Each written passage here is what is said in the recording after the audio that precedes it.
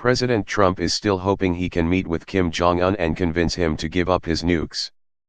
But new satellite imagery of North Korea's nuclear test site suggests that the Norths may not be game for the complete, verifiable, and irreversible dismantling of their nuclear program Washington has called for. North Korea destroyed its Punggye-ri nuclear test site on Friday in front of an audience of reporters after unilaterally offering to destroy the site in mid-May. North Korean state media hailed the move as an important process for global nuclear disarmament carried out with high-level transparency, and President Trump praised it as a very smart and gracious gesture.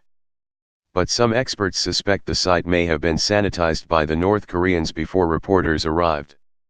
Well before the dismantlement ceremony, satellite imagery of the south entrance obtained by the Middlebury Institute for International Studies show activity at the site as the North began to remove guard structures.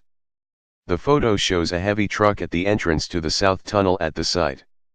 The imagery was captured on May 7, a day before Secretary of State Mike Pompeo visited North Korea for a second time and 5 days before North Korean officials officially announced a schedule for the destruction of the site.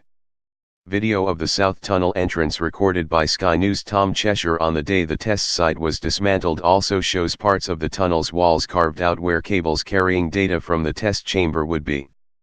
As early as May 2, U.S. intelligence officials told CBS News that the North had begun to remove cables from the site.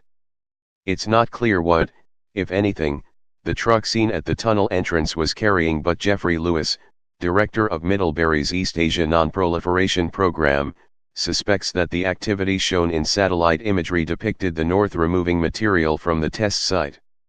The only reason to sanitize the site is if you are planning on protecting national security information, Lewis told the Daily Beast. The North Koreans are still treating information about their nuclear weapons program as sensitive that suggests North Korea is unlikely to hand over actual nuclear weapons. On Friday, the White House National Security Council's top East Asia staffer Matthew Pottinger told surrogates in an off-the-record briefing that was independently described to the Daily Beast that what you didn't know is that Secretary Pompeo and the South Korean government were both promised that experts would be invited to verify today's demolition and to do some advance work there. Pottinger referred to the North's failure to make good on the apparent offer he described as a broken promise, concluding that we will not have forensic evidence that much was accomplished. On May 15, shortly after North Korea announced a schedule for the dismantling of Punggye-ri, State Department spokeswoman Heather Nauert told reporters, "Hopefully we'll be in the position to be able to do that, but again, I don't want to get ahead of that process. The soil, equipment, and even the air around nuclear test sites can yield valuable information about the weapons detonated within them. Instrumentation at a test site can offer insights into how advanced a nuclear program is."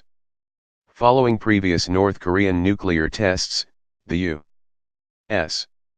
Air Force flew WC-135 Constant Phoenix aircraft planes equipped with sensors to collect atmospheric samples and garner clues about the fuel used in a nuclear detonation outside of North Korean airspace. Having access to a test site itself could provide even more information about the North's nuclear weapons, but the U.S. didn't get the chance. The North never invited American officials or technical experts to Punggye-ri. Tom Cheshire of Sky News wrote that North Korean officials even confiscated a radiation dosimeter he brought with him to the country in order to monitor potentially unsafe levels of radiation exposure.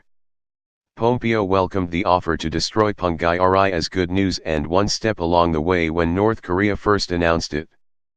But sanitization of the Punggye-ri test site falls far short of Pompeo's high bar of complete, verifiable, irreversible denuclearization, and puts into doubt the North's willingness to accept the kinds of verification measures often included in arms control agreements. North Korea had carried out half a dozen nuclear tests at its Punggye-ri site, with the first test taking place in 2006.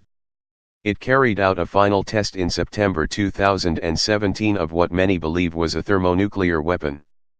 In late April, months after the successful demonstration of a North Korean intercontinental ballistic missile, Kim Jong Un announced that we no longer need any nuclear tests and that Punggye-ri has completed its mission.